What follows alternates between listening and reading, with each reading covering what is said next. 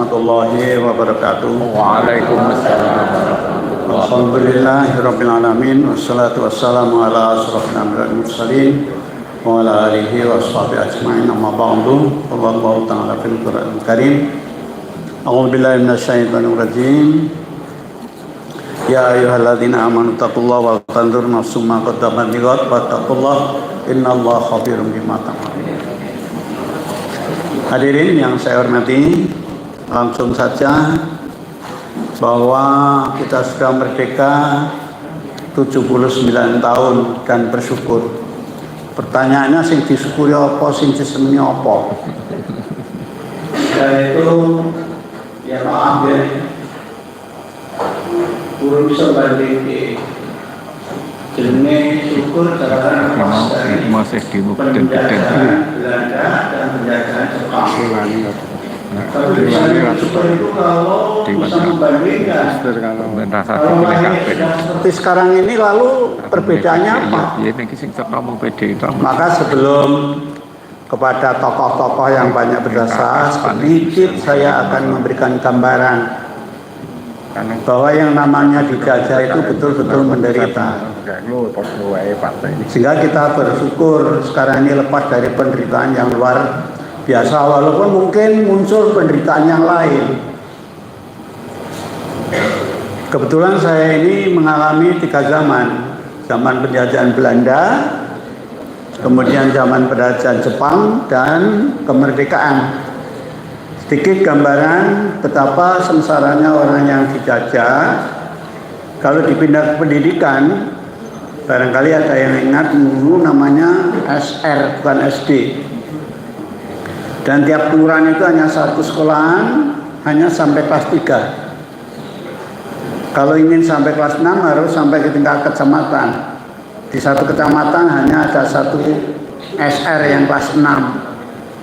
Kalau kota Solo tidak masalah, tapi kalau Wonogiri, Boyolali bisa dibayangkan jauhnya dari satu tempat menuju ke tempat lain dan jalan kaki. Tidak ada yang naik sepeda. Sak kurang kesini sepeda kira-kira mengelimo wis bejo, sepeda ontel. Barangkali yang mudah sekarang bandingkan yang namanya listrik. Listrik itu yang ada hanya Slamet Riyadi dan jalan-jalan besar. Rumah-rumah kampung itu jarang yang punya. Itu pun berdiri karena 110 volt, bukan seperti sekarang ini. Aspal, ya, aspal itu hanya Slamet Riyadi. Kemudian jalan-jalan besar itu, kalau ke barat aspalnya sampai Kleco. Kleco sampai Meguwo tidak ada aspal. Kalau ke selatan sampai Grogol, Grogol sampai Pacitan tidak ada aspal. Di kota yang namanya kota Kabupaten Pacitan itu juga tidak ada aspalnya dalam kota. Maka kemudian untuk nyirami itu pakai gerobak, ada tongnya itu, kemudian di belakang kasih bumbung, pring, dibolongi sehingga airnya bisa. Itu gambaran. Bapak Ibu teringat untuk terminal sebelum Tirto tadi di mana? Gemblekan, sebelum Gemblekan? Sebelum Gemblekan mana? Kantor pos, Pak. Nah, itu kantor pos. Isinya berapa? 5 bis. Kalau ke Jogja itu ya, 3 jam sekali baru ada bis. Itu sampai tahun 50. Loh, kok tahun 50 baru ada?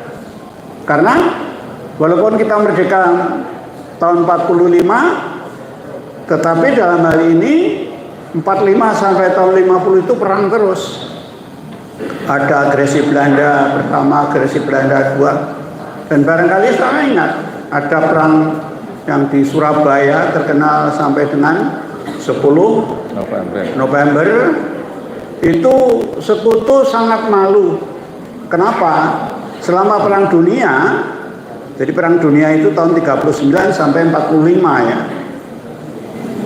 Itu sekutu yang terdiri dari Amerika, Inggris, Australia, Belanda, dan Eropa pada umumnya melawan Jepang. Jepang dengan Jerman dan Italia itu tidak ada perwira tinggi yang gugur. Tapi di Surabaya melawan arah-arah Surabaya, Jenderal Malabi itu gugur di Surabaya. Tapi korbannya juga luar biasa, lebih dari 10.000 dari pejuang-pejuang kita yang gugur. Karena apa? Mudanya semangat, tidak ada pendidikan militer. Kemudian persenjataan juga hanya geranggang, tahu geranggang? Bambu runcing, pedang, tombak, bedil, karaben itu tudek. Sini korbannya banyak sekali. Itulah pengorbanan yang luar biasa. Tapi dalam hal ini kadang-kadang dilupakan tokoh-tokoh Muhammadiyah pada umumnya dan tokoh umat Islam pada umumnya, yang sesungguhnya jasanya terhadap berdirinya Republik ini luar biasa. Jadi kita ingat ketika Jepang sudah nampaknya ada tanda-tanda ketelek, keseser, kalah melawan sekutu, maka untuk merangkul bangsa Indonesia diberi janji untuk dimerdekakan, maka dibentuklah BPU PKI, Badan Penyelidik Usaha-usaha Persiapan Kemerdekaan. Kemudian sidang. Nah, pada waktu itu antara lain akan membicarakan tentang bentuk negara. Kemudian BPU PKI itu sepakat bahwa negara kita, bentuk negara yang adalah Republik itu Juni tahun 45. Kemudian sepakat batas negaranya adalah bekas Netherlands India, bekas Hindia Belanda, Sabang sampai Merauke. Nah, ketika membicarakan masalah dasar negara, di sini muncul 3 pendapat. Pertama sekuler, yang kedua Islam, yang ketiga nasional religius, di mana Bung Karno menyampaikan pemikiran dengan 5 sila. Nah, Islam dalam hal ini adalah yang sangat berperan pada waktu itu adalah Ki Bagus Hadi Kusumo. Beliau pada waktu itu sebagai ketua pusat pimpinan Muhammadiyah. Beliau mengatakan kenapa dalam hal ini Ki Bagus mengusulkan supaya dasar negara itu adalah Islam. Karena pada waktu itu beliau mengingatkan, coba ingat siapa yang berjuang selama ini yang melawan penjajah Belanda. Ada Imam Bonjol, Sisingamangaraja, Teku Umar, Cut Nyadin, Pangeran Diponegoro, Sultan Agung. Ini semua adalah raja-raja Islam. Dan penduduk Islam pada waktu itu 90% penduduk Indonesia itu adalah beragama Islam. Maka pada waktu itu Ki Bagus mengusulkan supaya dasar negara Islam. Lalu terjadilah kompromi, ya, karena ada 3 usulan itu, maka kemudian dibentuk panitia 9, ya, panitia 9 untuk merumuskan dari 3 konsep itu, yang pada waktu dipimpin oleh Dr. Rajiman. Maka ditunjuk 9 orang, Bung Karno, Bung Hatta, Mr. Maramis, Abi Kusno, Profesor Kaharul Zakir, Agus Salim, Kiai Haji Agus Salim, Wakil Hasim, Mr. Subagio dan Muhammad Yamin, yang akhirnya kemudian memutuskan sebuah keputusan yang akan kemudian diabadikan di dalam pembukaan Undang-Undang Dasar 45 yang kemudian terkenal dengan Piagam Jakarta. Nah, kemudian setelah tanggal 14 Agustus itu Jepang dibom di kota Hiroshima dan Nagasaki, Jepang menyerah. Lalu pada waktu itu diumumkan proklamasi kemerdekaan pada tanggal 17 Agustus. Nah, ketika itu orang juga tidak berpikir yang digunakan untuk memproklamasikan itu siapa, rumah siapa. Ini ternyata juga miliknya seorang pedagang muslim dari Yaman. Namanya adalah Farad Smarta. Wong Islam nih. Ya. Kemudian ketika diadakan proklamasi, yang awal siapa? Yang awal adalah Pak Kasman Singodimejo. Pak Kasman Singodimejo namanya di rumah sakit PKO ada, ya. Lantai berapa itu Kasman Singodimejo. Beliau adalah termasuk pimpinan Muhammadiyah, pimpinan besar Muhammadiyah. Ya.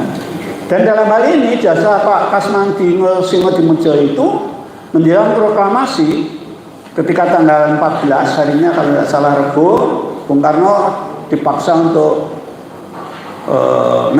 memproklamasikan kemerdekaan tanggal 16 Agustus. Pada waktu itu Bung Karno tidak mau. Beliau maunya saya mau memproklamasikan kalau nanti tanggal 17. Ditanya ada apa? Bung pengecut, takut ya? Bukan pengecut, saya orang Islam walaupun berbau mistik. Tetapi kita tahu bahwa hari Jumat itu adalah Sayyidul Ayam. Ya, penggede dina itu sing hebat ya Jumat kuwi.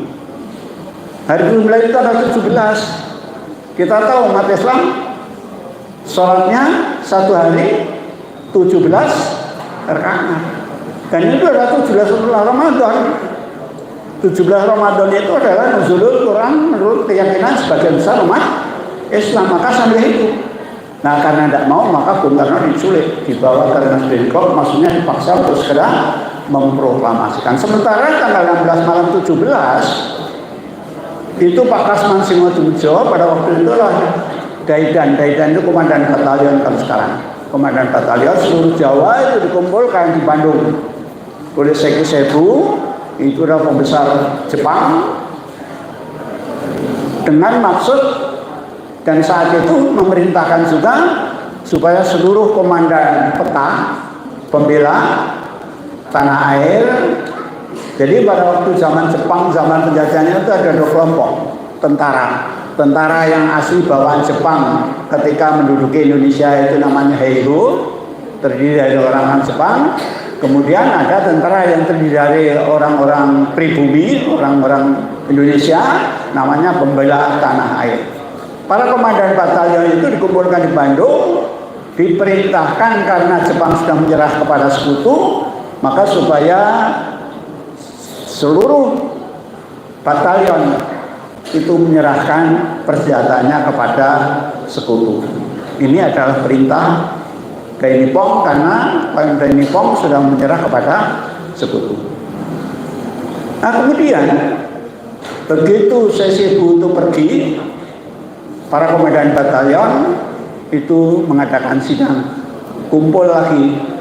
Kita itu di peta tujuan kita apa dulu? Membela tanah air. Modal kita apa untuk membela tanah air? Kalau senjata kita diserahkan kepada sekutu. Bagi Anda yang akan menyerahkan silahkan. Karena pada waktu itu terdapat dua pendapat, ada yang menyerahkan, ada yang tidak menyerahkan tidak dan sebagainya, orang ramai.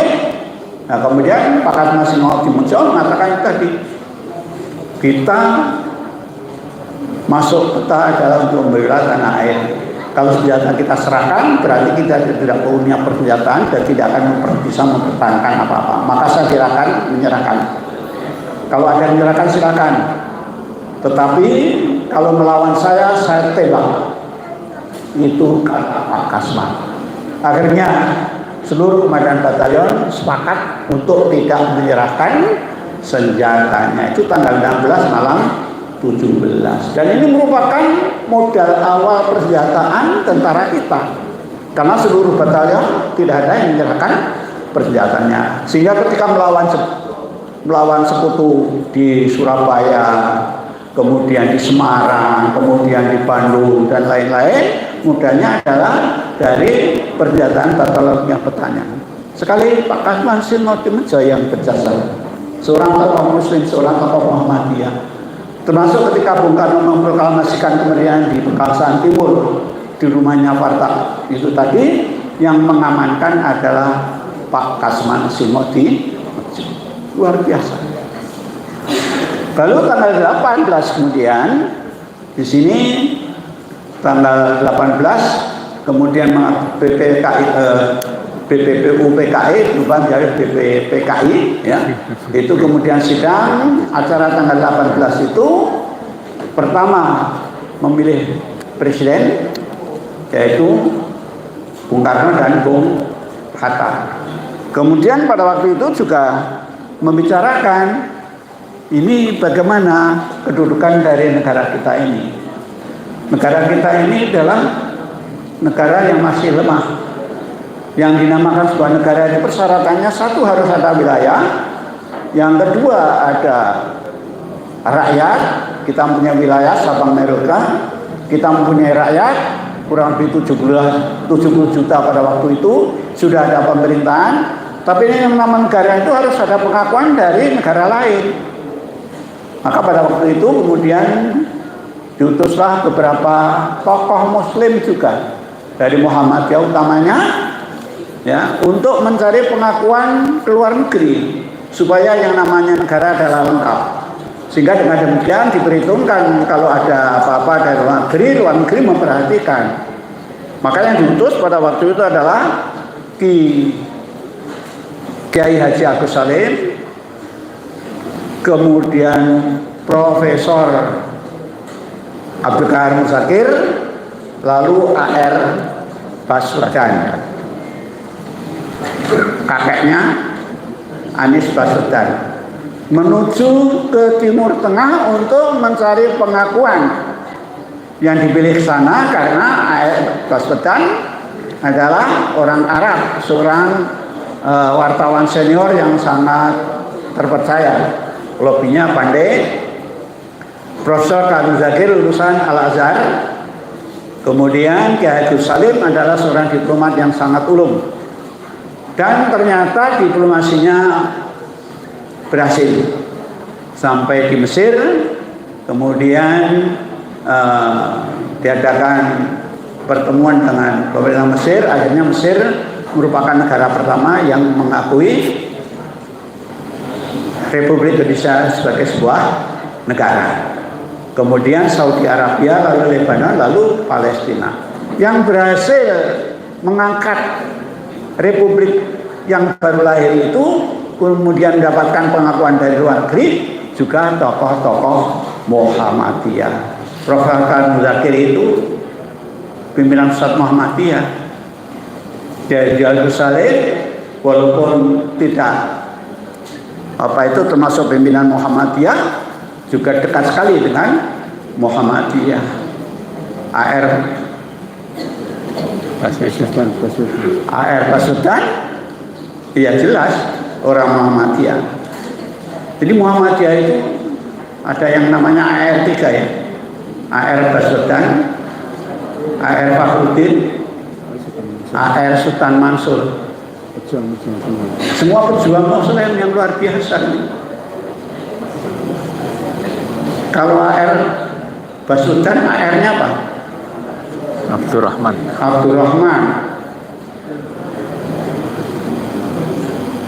Lalu AR Sultan Mansur, AR-nya apa? Ahmad Rosyid. Dan Pak Fakhruddin itu dunia apa? AR Fakhruddin. Apa?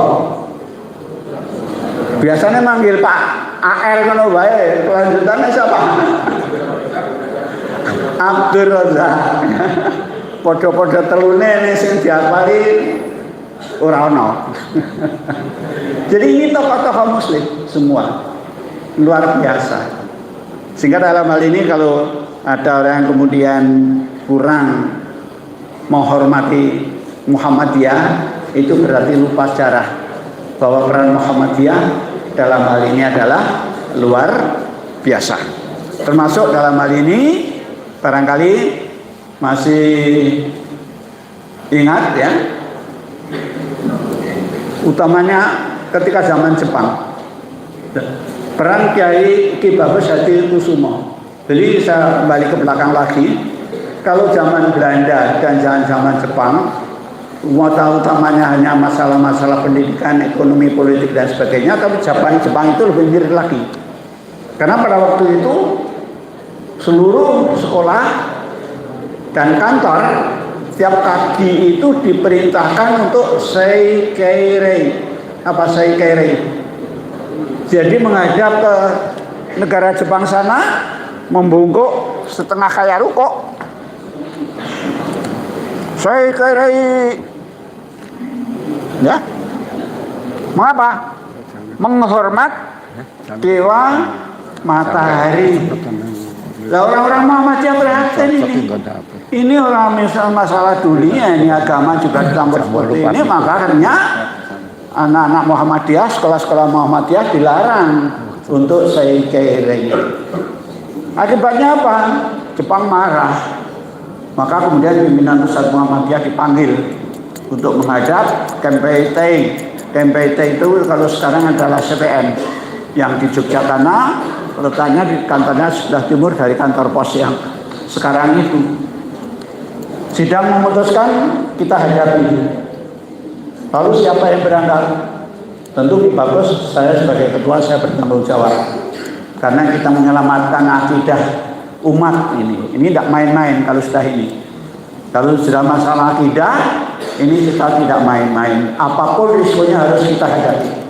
Pun daerah sinten daerah Presiden mati, akhir mati dewi. Karena sudah bayangannya, ini nanti risikonya sangat berat. Karena bertentangan dengan kebijakan dari pemerintah Jepang. Nah kemudian setelah berjalan kawan sampai di alun-alun, bagaimanapun artinya ya macet gitu. Itu aku dari Jawa ini ragu-ragu kembali ke Masjid Agung di Jogja sana, sholat pokoknya pasrah Gusti Allah, nyuwun tulung. Kemudian melanjutkan perjalanannya, disitulah terjadi dialog antara Kempeitai dengan Ki Bagus Hadi Kusumo. Tuhan, kata Kempeitai, mengapa setelah dilarang untuk Kempeitai? Ya Tuhan, menurut kepercayaan agama kami harus begini. Ya tapi ini kan perintah dari PON. Ya kalau itu perintah dari PON, silakan Tuhan memerintahkan. Tidak bisa. Karena ini sekolah Tuhan yang memerintahkan. Ya tidak bisa Tuhan. Tuhan kan juga mempunyai kepercayaan, mempunyai keyakinan. Iya. Nah kalau Tuhan dalam hal ini kemudian juga dipaksa mempercayai kepercayaan orang lain, ya tidak bisa. Nah oleh karena itulah Tuhan kami terpaksa. Akhirnya dialog panjang dengan pertolongan dan rahmat Allah. Kemudian pemerintah Jepang memahami dan tidak menjadi marah dan tidak melarang sekolah-sekolah Muhammadiyah untuk tidak seikeirei lagi. Umat terselamatkan di dalam masalah akidah. Dan ini ternyata kemudian diikuti oleh sekolah-sekolah Islam yang lainnya. Inilah peran para pejuang, termasuk dalam hal ini yang kemudian tahun 49 Desember 48 ya, Desember 48 Bung Karno ditawan karena sudah diduduki oleh Belanda. Tanggal 19 Desember Bung Karno puasa di tawan, kabinet bubar. Nah pada waktu itu kemudian Pak Dirman ya, Pak Dirman pada waktu itu minta izin kepada Bung Karno untuk memimpin gerilya. Karena kota apa itu tempatnya di Gedung Agung namanya, di Jogja Gedung Agung. Sidang pada waktu itu Belanda masih jauh, masih di Meguwo dan sebagainya. Bung Karno mengatakan, Bung kan sakit, serahkan pimpinan. Pak Dirman pada waktu itu sebagai penglima angkatan perangnya. Bung sakit, serahkan pimpinan supaya Bung bisa istirahat. Pak Dirman mengatakan, Sudirman boleh sakit, tetapi yang namanya panglima perang tidak ada istilah sakit. Maka izinkan saya memimpin gerilya untuk melawan Belanda. Pak Dirman pergi, Belanda datang menangkap Bung Karno dan Bung Hatta serta menteri-menteri yang lain.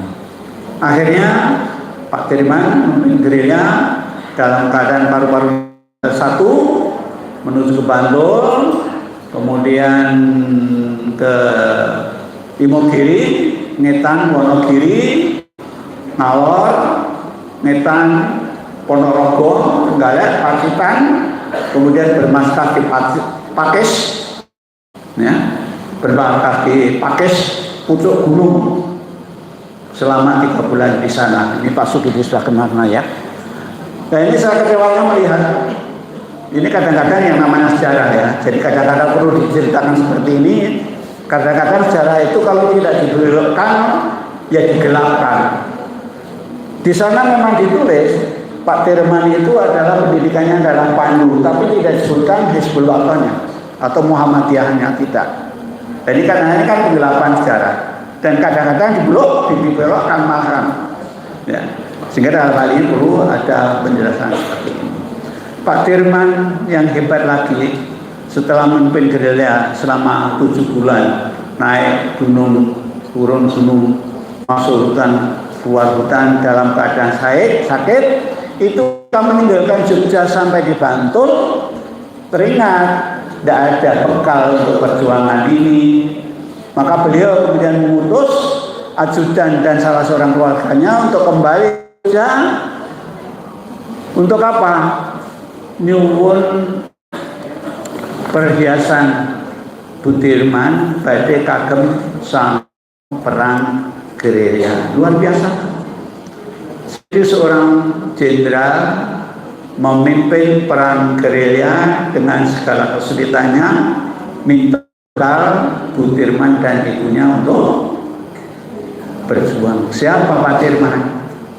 Pak Dirman adalah seorang cucunya beliau itu pernah menjadi kepala madrasah Ibtidaiyah Muhammadiyah Made Quran, kiai. Ya. Jadi yang berjuang orang Islam lagi, kan luar biasa. Belum ketika pemerintahan kosong di Jogja, ya, Jogja kosong karena kabinetnya sudah itu presidennya sudah ditangkap oleh dan menjadi tawanan Belanda, maka tokoh Muslim lagi yang muncul. Siapa? Syafruddin Prawira Negara. Memimpin apa? PDRI, Pemerintah Darurat Republik Indonesia. Ini kadang-kadang dibelokkan. Pak Syafruddin itu PRRI, bukan. Sebenarnya PDRI, Pemerintah Darurat Republik Indonesia. Nah, ini kadang-kadang memang sengaja untuk berbeda dengan PRRI. PRRI itu Balade Pernasta yang pernah itu, ya, pernah berontak dan sebagainya. Sehingga dalam hal ini sekali lagi kembalinya Republik Indonesia dari cengkeraman Belanda itu berhasil kembali tahun 50 itu karena satu jasa dari Pak Dirman yang luar biasa, kemudian yang kedua adalah diplomasi dari para politisi kita. Barangkali masih ada ingat KMB, apa KMB? Konferensi Meja Bulan yang mimpin siapa? Master Muhammad. Wong Islam menang. Dan perjuangan para gerilyawan kita yang luar biasa. Para pejuang di Solo ini ada yang namanya sana Hizbullah, Sabilillah dan sebagainya, itu semua adalah orang-orang Islam. Yang ini perlu dikenalkan dalam hal ini supaya semua juang itu ada pada kita, semangat berjuang, ikhlas, sehingga dengan demikian ini mendapatkan perjuangan yang mendapatkan rahmat dari Allah Subhanahu wa taala, bisa merdeka. Dan ini diabadikan pengakuan rahmat Allah ini di dalam pembukaan Undang-Undang Dasar 45. Salah satu aliannya menyebutkan dan berkat rahmat Allah yang Maha Kuasa dan diturunkan oleh kemauan yang luhur, maka dengan ini bangsa Indonesia menyatakan kemerdekaannya. Saya kira itu sekedar, mungkin nanti Pak Ari biar melengkapi kekurangannya. Mohon maaf. Assalamualaikum warahmatullahi wabarakatuh.